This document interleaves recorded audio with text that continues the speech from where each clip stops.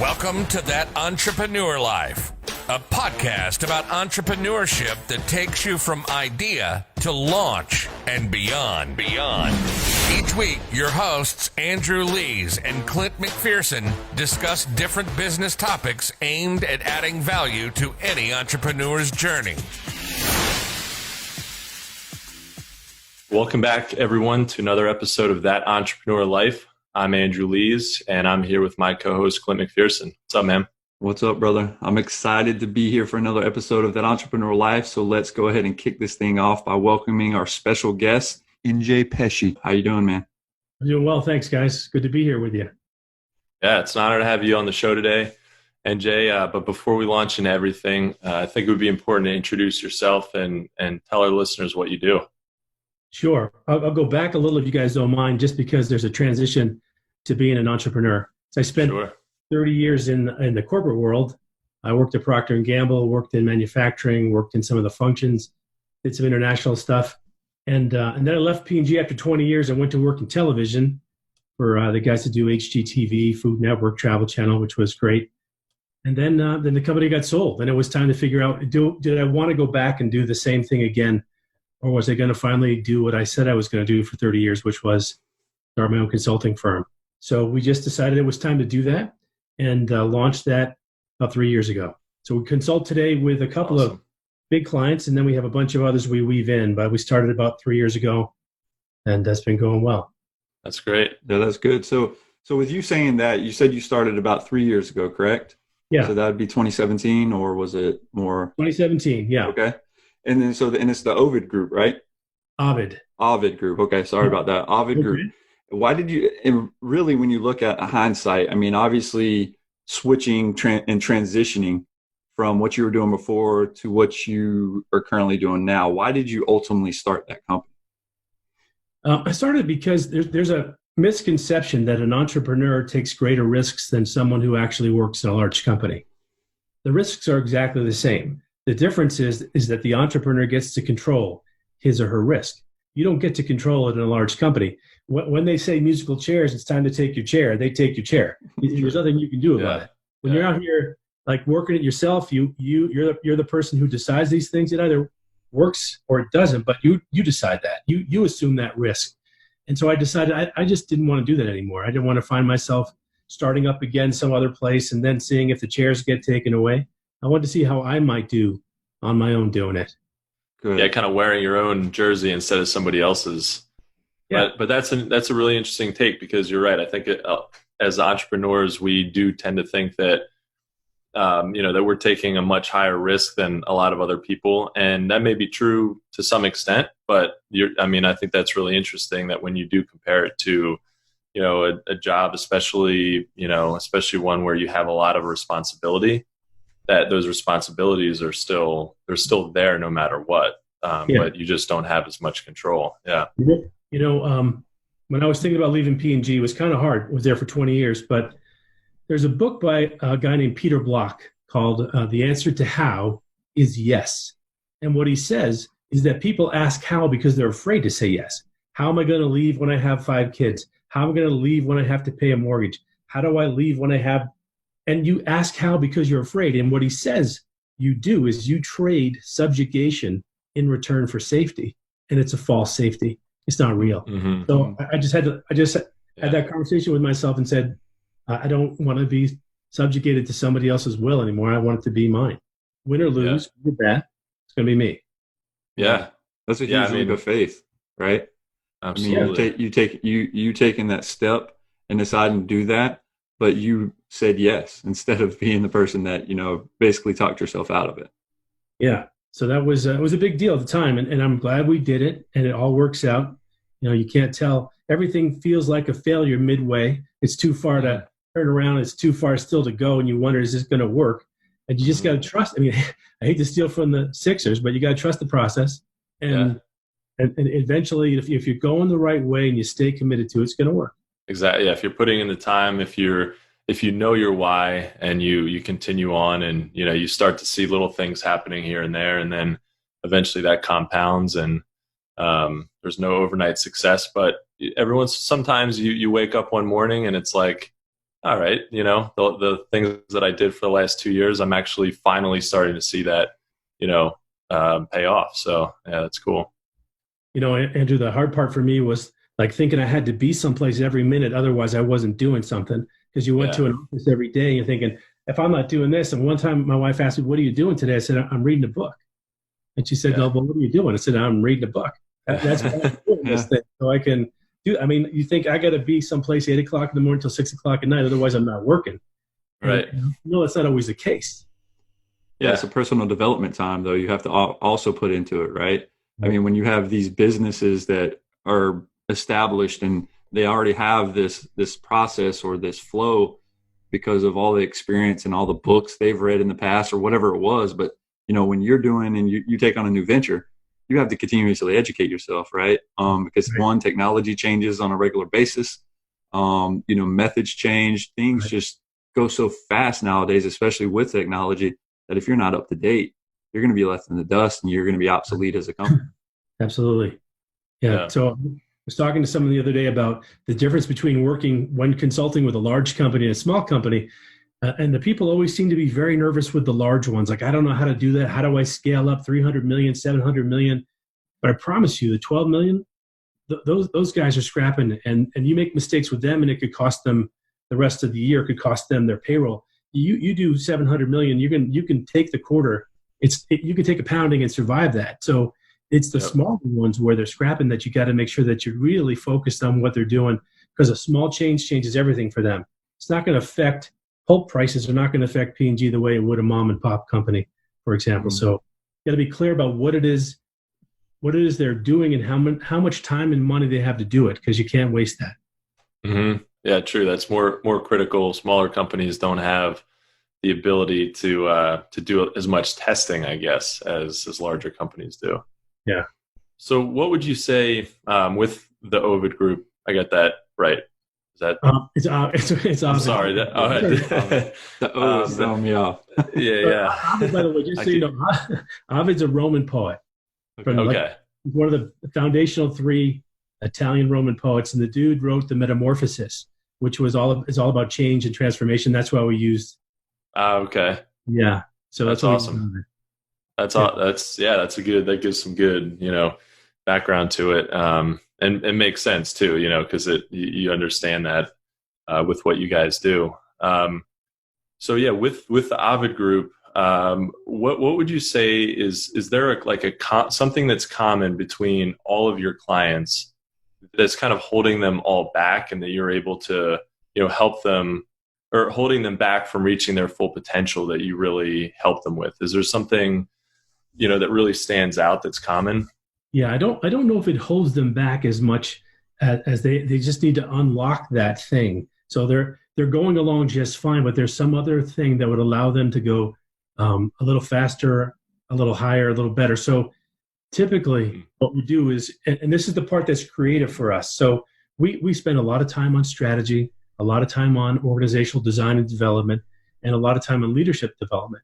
But everybody starts, we find them where they are, and then we figure out where they want to go. And there's a gap there that they can't seem to close. And sometimes they're not clear enough. They're not making choices, which seems to be a pretty common theme. They don't make choices. And when you sit down and have a conversation with people about strategy, it doesn't matter what business you're in. Strategy is as much about what you don't do as it is about what you do. And people try to do too many things at once. They get distracted by a number of things. A revenue stream comes along, takes them away from what they should be doing. Our job is to focus them and have them actually communicate to us what they think their strategy is. And more times than not, it's not what they think they're trying to explain. And our job is to help them get to that spot where they can get clear, make choices, assign the resources, and then communicate it in a way that people can actually go execute it. Because you just can't do that from the top. You got someone else to have to do that. So, Andrew, that's what we normally see. They don't know how to unlock that one thing. Sometimes it's helping them get the business down to one channel. Sometimes it's helping them understand to innovate. They have to begin to accept it's a different marketplace to go into. But we have to listen when we sit down with them. Spend a lot of time listening, figure out how to help them unlock that. Yeah, that makes a lot of sense. And I think what's in our heads is not necessarily, you know, what we perceive as, you know, as our game plan might not actually be, you know, what we're doing. Right. I've definitely done that. I mean, my wife's asked me sometimes, you know, hey, what are you doing with this in your business? And I try to explain it to her, and I can't. And I'm like, oh, I should probably figure that out, you know, because I thought I knew it, but you know, I obviously don't. So yeah, it's really interesting. So the other piece on that one is that in larger organizations, but it happens in all of them, but the larger they are, the more likely it is people spend time being incredibly efficient at what they do, but highly ineffective. They're very good at doing activities, but it doesn't lead to an outcome. And they look busy and they feel busy and nothing happens. And so you have to help them realize we're here focusing not on activity, but an outcome. And if you can't point to an outcome, then why are you doing the activity? And I know you've done it forever because you've done it forever, but that's how organizations lose so much productivity, working on things that actually are not effective. No, I mean, I would agree hugely on that, right? Like I come from a military background. I served, you know, over 9 years in the military in the U.S. Army, and in knowing that, you know, there's always a purpose. There's a task with a purpose, and then you have, you know, you have an end goal in mind, right? But I think what corporations and companies have a hard time doing, you know, as life goes on and as they get bigger or whatever they do, is the lack of communication from the lower level all the way to the top. So I don't think the information, like their mission essential task or what, you know, the end goal or the common theme that they can all strive for, doesn't get disseminated to the lower level or even mid-level or whatever it is. You know, it's typically the CEO or the CFO. They have all this in their mind and they don't disseminate it down, or they think their leaders are doing that, but they're not actually doing that. And so I think when everybody knows where they're rowing their boat, I mean, it makes life so much easier, right? And then when somebody's just going in there and they're busy and they're just to be busy, but they don't know why they're busy. Right. It's like, man, that's a tough road to boat, right? I mean, it's going to be like your road to success or your road to accomplishment is definitely going to be slowed. Well, Clint, first, thank you for your service to the country. No, I appreciate it, man. But one of the things that we do on that, because you couldn't be more right, there's almost like there's a clay layer that blocks anything that goes down to a certain level or back up to a certain level for whatever reason. Really, really good leaders recognize that they have a vision of where they want to go, but they admit they don't know how to get there. They don't know how to do it by themselves. And when they get the right leadership team actually to say, look, Clint, I don't know how to do it. You're responsible for, we're going to get to 5 billion, for example, the next 3 years. Clint's going to have 2.5. Andrew's going to have 2.5. I don't know how you're going to do it. And as soon as I admit the fact I don't know that you're going to be saving me on that 5 million, then you start to translate that to the people who work for you, because you need them to do whatever that is. People who just deploy a number and expect it to happen, all the in-process stuff to get there. You want to lose 25 pounds? You can't just say, I want to lose 25 pounds. You got to say, I got to run, I got to drink water, I got to eat these. Unless you don't do those in-process things, you're never going to get to the goal. And leaders who can distribute that down and make sure that they count on their direct reports for that success are the ones that get translation all the way down to the shop floor. Definitely. Yeah. I think it's important to acknowledge when we don't know how to do something. And maybe especially as an entrepreneur, well, maybe not especially, because if you're working for a large corporation or any corporation, you don't want to seem like you don't know something, because that might, you might feel like vulnerable. But I think, I think just in general, it's human nature to not want to feel or not want to admit that we don't know how to do something. But it really is so important. And I think when you can find comfort in the things that you do know how to do, and you're like, hey, I've got this value over here, I know how to do this, and I'm comfortable with that. I'm also comfortable with all these things that I don't know how to do. Then you can bring the people in who know how to do that. That's really powerful. Yeah, you have much better chance as an entrepreneur if you're willing to say, I don't know. And you're not afraid to be embarrassed. You're not afraid to. That was hard for me, guys, when I came out of the corporate world. You don't want to ever look bad. You want to make sure that you're really competent all the time. And you don't take great number of risks if you can help it. And then all of a sudden you're out there thinking the only way I'm going to eat is if I actually reach out now and call people and make myself uncomfortable with something I haven't had to do in 30 years. I had not had to call someone and say, hey, I think I can help your business. Yeah. And in the beginning, it was very weird for me to do it. And now I'm pretty comfortable with that. But that was a real transition to go ahead and talk to people. If they say no, they say no. You got to figure 1 out of 10 is going to hit. And the worst thing that happened for me is like the first 4 of them hit. So I thought, man, I'm pretty good at this. But then that's going to catch up to me pretty soon. But when it did, I thought, what the heck, man? Why don't people want to talk to me every time I call them? So that was hard for me to get used to in the beginning. But I'm past it now, I think. That's awesome.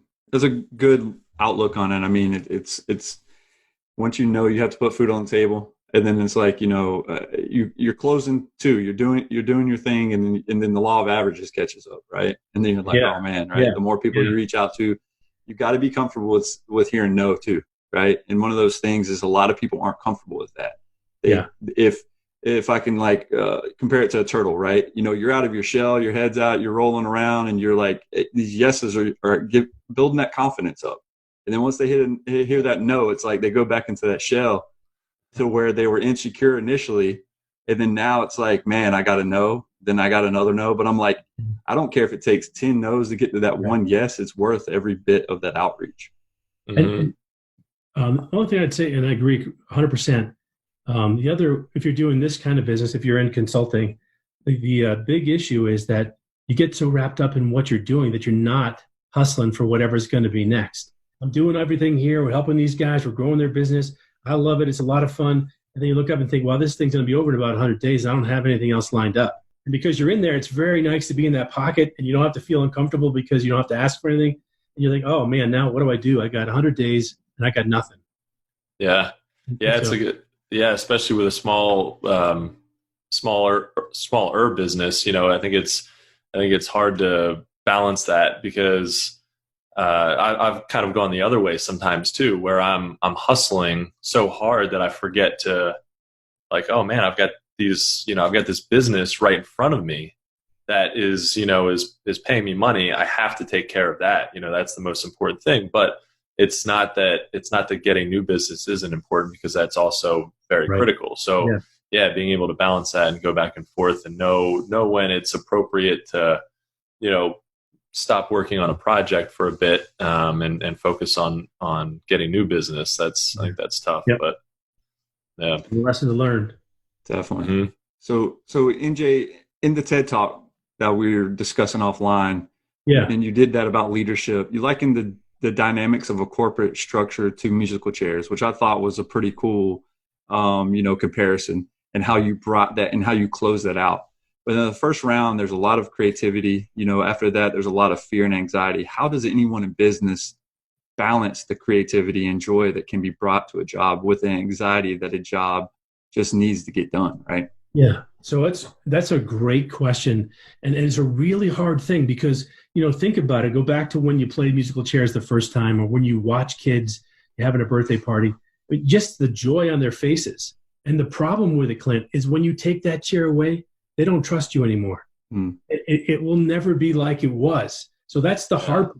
So you have to figure out how you say to on one level, lifetime employment used to be something that General Electric, Procter and Gamble's of the world did. And you got there, you did the 50 years, you got your gold watch at the end of it, and it was guaranteed. It's not the case anymore. So people who go into these things need to go into these things with their eyes open thinking, it's not going to be like it was for my grandfather back then. But I do know that while I'm there, this is my only opportunity to express that creativity. If I'm going to walk around waiting for the sword of Damocles to fall on my head all day, I'm not going to get anything done. But I can't trust that they won't say time's up, chairs are gone.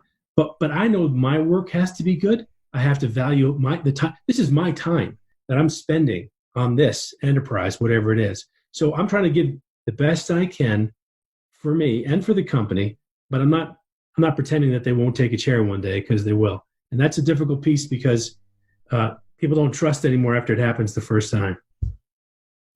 No, yeah, I would agree with that, man. I think it's definitely good because I can envision I want to say the last time I saw the musical chairs was at a basketball game. They did it mid-court, and I think it was like the Harlem Globetrotters. And, it's all fun and games, but you do see those kids that get crushed, right? And that one kid that loses out first and doesn't really know it's his first time possibly ever doing it. And it's like the head, it goes down, and, man, the lip pokes out. And, like you said, it can be soul crushing for them. But, it's just one of those things that's also could, it's a game, but also could teach you to failure and to get back up. And next time you play, just be aware, right? Clint, you made me think about the fact that one of the things that we do in organizations, and I'm not a fan of it, and we do it in large organizations, there's a difference between an annual performance review and giving somebody feedback. And unfortunately, the performance review that corporate America has done for the past 30 years is something that people get caught up in. And when you actually start believing that performance review about you as a person is real, then you're done. If they tell me, hey, NJ, you're supposed to be able to move these things to the left faster than you are, that's a technical thing I'm going to fix. But when they start telling me I'm not good enough, smart enough, whatever that enough is, they don't think I have enough of, and you buy that and believe that's what takes your hope from you. That's what takes your dignity from you. And big organizations, man, they do it all the time. They sit you down once a year and say, let me tell you how you've disappointed us for the past year.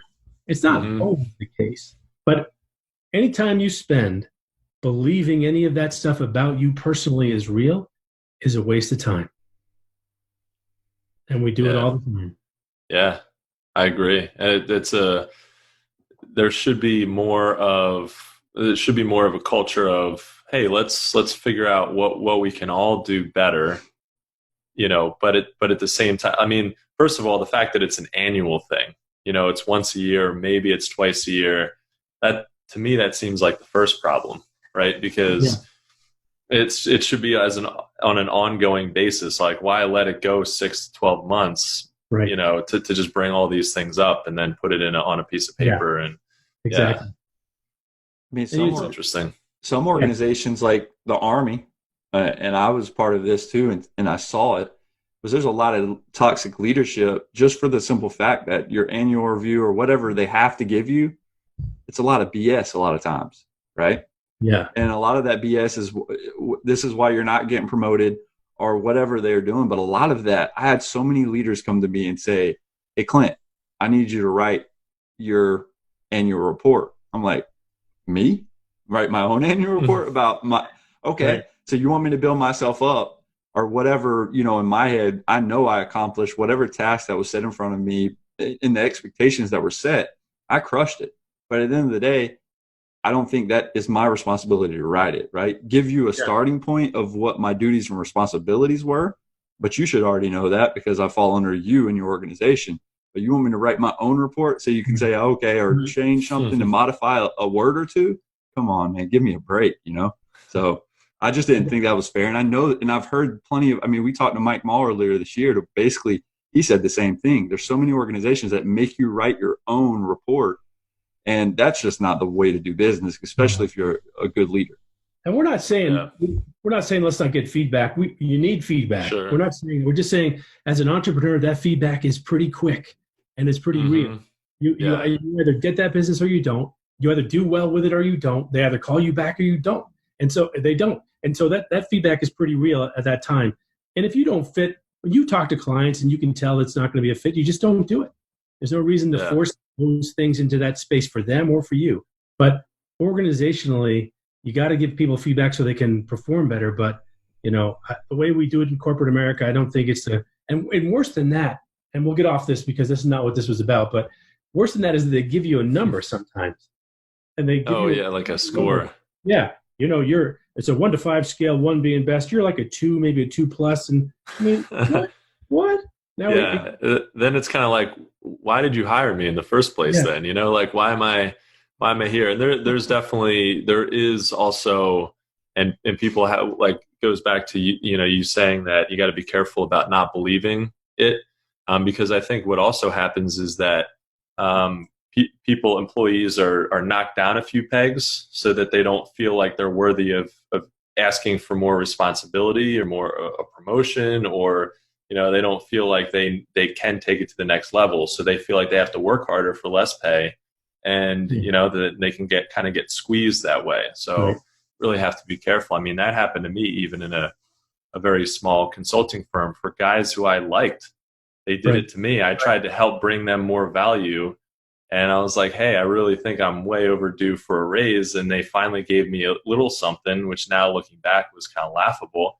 But when they gave that to me, they also had to justify it down. Like, we don't really think we're gifting this to you. Yeah. It's like, what? What do you mean? Yeah. And on that one, Andrew's like, many times, this is that we're going to give this guy 7% pay raise. He should be happy. Whenever they say that phrase, he or she should be happy. How would you know that?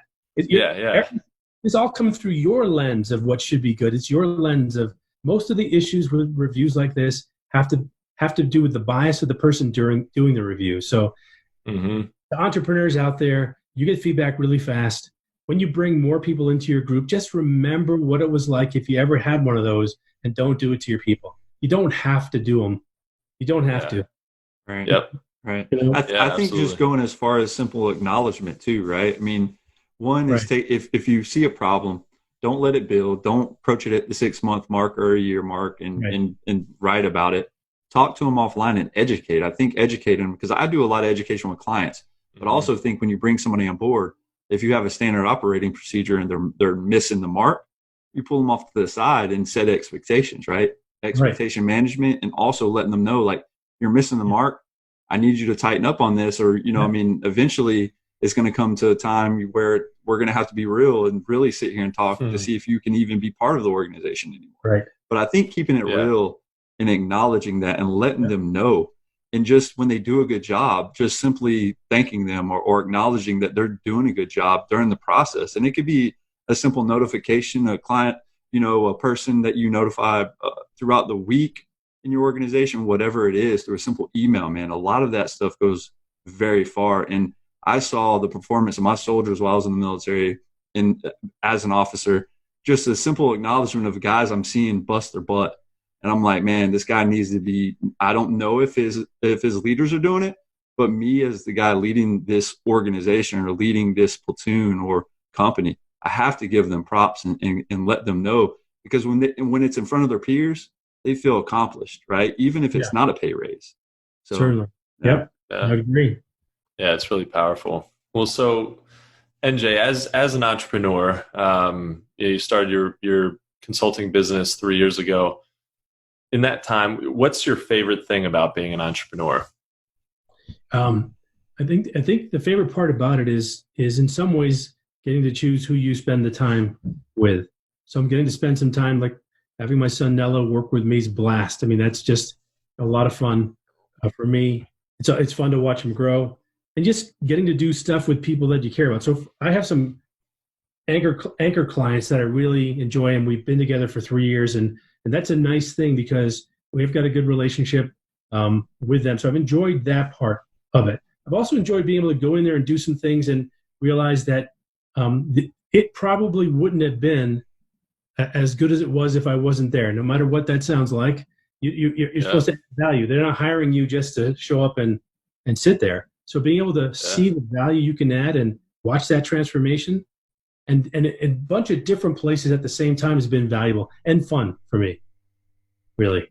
That's awesome. Yeah. So, I mean, fun is, if you can have fun with it and you really, you can see the impact that you're having. I mean, I think that's also, to me, that's also, I get the most joy out of, I think I have the most fun when I know when things are clicking and I'm doing well with projects, and customers are happy, and they're not always happy. So there's definitely days and plenty of ups and downs. Definitely days when you have to do damage control and put out fires and all that. But yeah, that's great. I mean, I was going to say, Andrew, on that one, when it starts, like I said earlier, you just don't even know what you're going to do to help them. So that's it's a very creative process at that point. You got to go in and listen and solve. And sometimes, like you're pressing your feet through the floor because you can't figure out where to go with it yet. Yeah. I enjoy that challenge. That's really cool. And what you do, I mean, what your group does really is you're helping businesses get to the next level.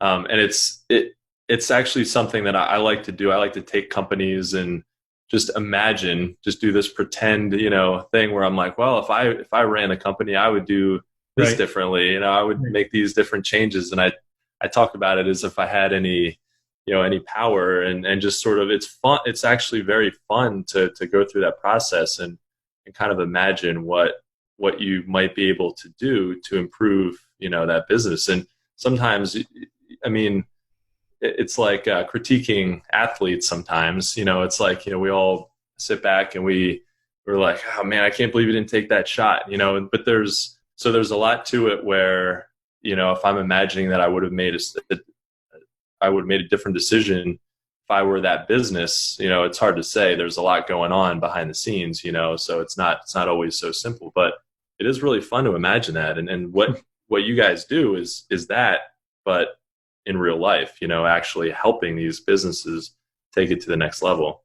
Yeah, you're probably, if we're all three of us are the same from that standpoint, that you can't go into a business, go to a restaurant, your kids working someplace without thinking about how much, what are the fixed costs in this thing, and how much. Yep. You're trying to figure out how we making money at the pizza place this time. Yeah. At the ski rentals, dude, how does that work out? So you're always like, you just walk in and that's what you're thinking about. Yep. Yeah, you walk into Starbucks and you're like, oh, I can't imagine how much money these guys are making. Just it's insane. And then you walk into maybe like a local coffee shop and there's like, one other person in there, and you're like, oh man, you're starting to do the numbers in your head. And you're like, man, I hope they sell something more than coffee in here, because it's, otherwise it might be pretty rough. You see that dude's got the sewing machine repair shop. You're thinking, how is he open? How is this thing open? That's the dude you got to talk to, because he knows how to make, $10 out of a dime. That's the guy to talk to, because it's a little bit. Yeah, if you can be that lean, then yeah, absolutely. No doubt.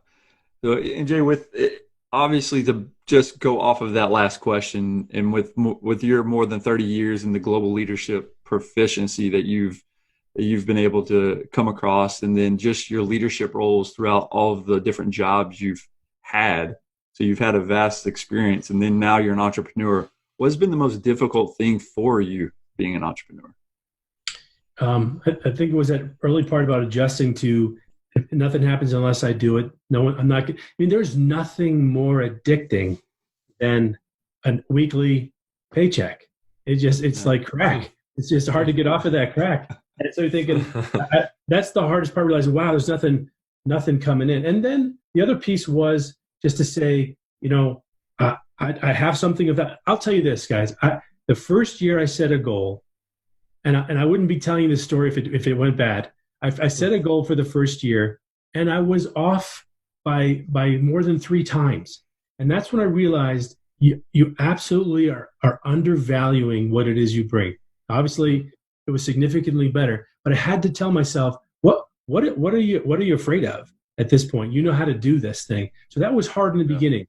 I wasn't actually convinced I could do this. I'd never done it before. And once I did figure that out in the first year, things are a lot better. We've grown each year, and we were killing it at the start of this year till the coronavirus, for sure. Which I've talked to a lot of people, and they're having the same experience. So I'm glad people had a good first quarter to have some socked away before the rough stuff came. So, but that was hard in the beginning. I didn't know I could do it. I didn't have enough confidence in what I could do. Should have believed in myself more at the beginning. I think that's, a lot of us have that problem starting off, right? Especially, so there are individuals that, from the beginning, at a young age, selling things, lemonade stands. And I wasn't one of those guys. I always knew, I'd always look from the outside and always think about, like Andrew said, imagining what I would do in their situation. I can do this better. I saw a lot of toxic leadership in the military, and I was like, man, I'm going to do 20, and because I can do this better. Got injured, made a decision to get out. But outside of that, it was more along the line of saying, it's the fear of the unknown, right? And so when you go into entrepreneurship and you've never done it before, a lot of people, when they're going to 9 to 5, it's more of an accepted way, or however they were raised, or however they, whatever their faith base was. it's almost something they build a comfort level. And it's Right. just that cycle of comfort. And they're like, okay, I got a 9 to 5. Even though I might have this idea I want to pursue, I'm not going to do it because I'm fearful of it. Right. And there's things that if you talk to people about it, they want to stop you. Right. And you're like, is this a good idea? Or you put it out there and say, I'm going to quit my job. And you have so many people that will just sharpshoot you and say, that is bad. Right. And then it starts getting you doubting yourself. So the fear Right, of sure. the unknown is huge. Yeah.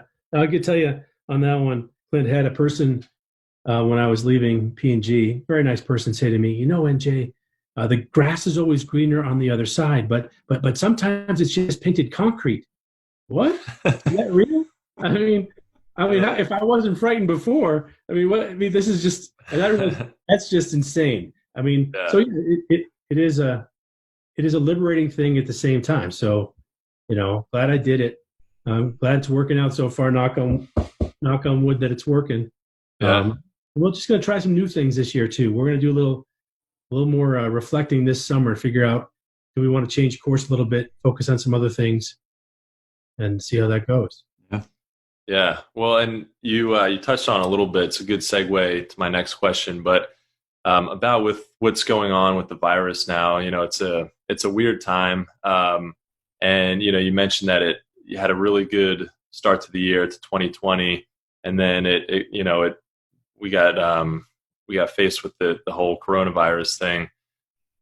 How has it impacted your business, and how do you think this is a good time to, what are the opportunities to start and build businesses right now? Because I think a lot of people are afraid they're, stopping everything, and what do you think the opportunities are, and how has it affected your business? It's affected ours in that, things have slowed down, and it's very easy at this point to say to somebody who calls you and says, hey, I could help you, to say, we don't have any money right now.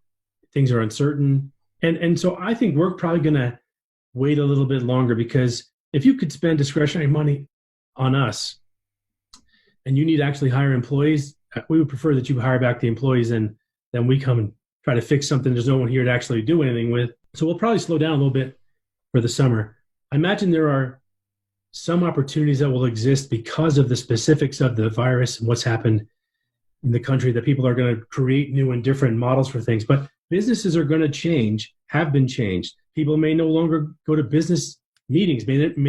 Office parks may disappear. People doing restaurant work may have a whole different model. So there's probably an opportunity to help them figure out how to make the most of the new reality, whatever it might be. Mm-hmm. And I'm sure people are taking advantage of that. For us, like I said, we'll probably just give people a chance to get their feet under them again, and then say, look, now if you have to reset, how can we help you? But I really hope people get back to work. I hope that 30 million people don't stay unemployed in this country, that they get back into the workforce. And there's a great dignity in that work and doing what they do that adds value that people probably miss. Yeah, I think embracing the change and realizing that innovation has to be at the forefront of what you're currently doing, right? So if you're a model, like if you're a brick and mortar, it's probably not the wisest time to open one of those up right now with the unknown. But Right. if you currently have a brick and mortar, what are you doing? Like, is your online presence good, right? Because if you have an e-commerce store, if you're a furniture store and you can sell, and you don't currently sell furniture online or don't have the capability of doing that, you have to make that an option. Absolutely. Give virtual tours. Right. Sell your furniture instead of just, hey, request by quote. That's ridiculous right now. We're in 2020 anyway. You shouldn't be requesting a quote for furniture. It's like, I want to order it now, whatever it is, right? In any of these stores, the restaurants, if you don't have any of these door dashes or anything, embrace change and get it, because the model is changing for sure. Certainly. Yeah, absolutely. Yeah. There's a lot of restaurants right now they're hurting, obviously, but there is a pizza place around us. Clint lives about 10 minutes from me, and between us, there's a pizza place that I think they've got to be killing it, because every time I go there to pick something up, it's a line out the door. They can barely, keep it together. So I think if you've got the right model, if you're doing things in a way that's irresponsible and safe, I think there's a lot of good opportunity Yeah, and I think, to your point there at a restaurant, there are people who are doing the curbside pickup they've never done before. And right now, people are probably accepting a low service level and experience because they're just happy to go out and get some. But if it continues, right, if it continues in that model, then you're going to have to change how you do that. Because people are not going to put up with that after everyone's safe and like the curbside thing, but it has to be a better experience. Yeah. I agree. I think this has opened our eyes to be ready for something like this happening again, right? Because even the experts are saying, I don't know who you follow or listen to, but they're saying this is going to happen again. So if it can happen once, you got to be ready to flip that switch and embrace it and roll with it again in some kind of way. I think we'll be a little more prepared for it. We'll probably be a little leery of what might happen next, but who knows what it'll be. What would be great is if we could get this thing started up again and not take a shot in the fall or the winter. We could get through that without that happening again would be great. But that's the bigger question. Yeah, no doubt. Absolutely. So as we wrap up this episode, NJ, what's the one piece of advice or tip that you would give our listeners to add value to them on their entrepreneurial journey? Yeah, I think the most important thing would be clarity and focus, and understanding you only have so much time, money, equipment, technology. Those resources that you have to allocate against your mission are limited. And so get very clear and focused on what it is you're really good at, what you love doing, and how you make money. Put those pieces together and go after that thing. Don't get distracted by these other revenue streams that might be coming in, the shiny object. That kind of clarity, a purpose and approach is going to make sure that you at least don't waste that opportunity. That'd be my piece of advice. That's great. Yeah, awesome, man. That's awesome. Sure. Well, NJ, thank you so much for being on the show, and thank you everybody for listening to That Entrepreneur Life. To learn more about what NJ is working on, check out Ovid Group. That's group with an E.com. If you like what you heard today, make sure to subscribe to our podcast on iTunes or any other major podcast directory. You can also find us on all the socials and on our website at thatentrepreneurlife.com. We also want to continue to give a special shout out to our family and friends, to include all of our listeners, our followers, and subscribers. If you find value in our show, please consider making a donation. Even just a few dollars helps us keep things moving and brings value to our entrepreneurial journey. Thanks for continuing to support what we do as entrepreneurs. And don't forget to join us next week for another episode of That Entrepreneur Life. Thanks for listening to That Entrepreneur Life podcast. Be sure to visit thatentrepreneurlife.com to join the conversation, access our show notes, and discover our fantastic bonus content. Don't forget to join us next week for another episode as we continue to add value. Until next time.